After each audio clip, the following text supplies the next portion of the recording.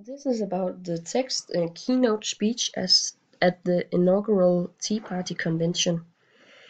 Um, and that's the title of the text. The writer is Sarah Palin. She is a former governor of Alaska. She was actually the first woman as a governor and the youngest one too. And she was vice president candidate in 2008 for the Republicans.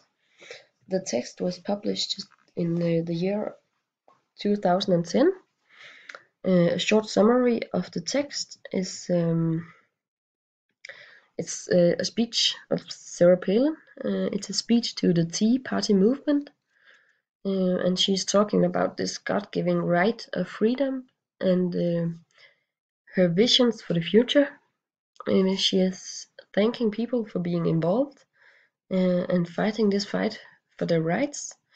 And she's thanking the soldiers that are willing to die for these rights. For example, in the war against terrorism, and she wants to see the Washington D.C. take actions instead of just talking. As she is saying, she is tired of hearing talk, talk, talk. She wants to fight for the Americans' freedom and their children's future. They have to have a plan for the future so that children can have a safe world and to grow up in.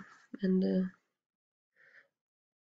the analysis, the message of this speech, I believe it's about Sarah wanting this everyday Americans to keep on fighting for the rights of the freedom, and she's talking directly to the people of the Tea Party movement, who is described as the soul of the movement is the people, everyday Americans who grew our food and run our small businesses, teach our kids and fight our wars.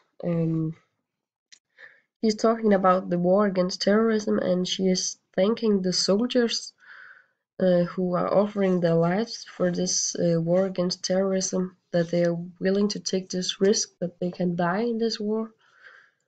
And then she wants the government to take actions, and she's tired of hearing them just talk but not do anything about it. The sender, it's Sarah Palin. As said before in the presentation, she is the former vice president candidate for the Republicans. And in this speech, she is talking on behalf of the Tea Party movement, which is a conservative American political movement. The receiver of the text of the speech is directly the Tea Party movement, because she is talking directly to them. But the message in this speech is also that she's also talking to the government, Washington D.C., and also the rest of the Americans. I think almost everyone would agree with her of the Americans should keep on fighting for the rights and keep on fighting this fight for putting down the terrorism.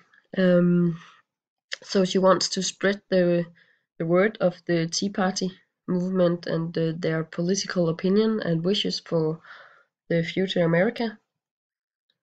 The rhetorical techniques Sarah Palin is using, I believe, is pathos. She's talking very directly to those people. For example, she is thanking them for their fight for freedom, and especially the soldiers.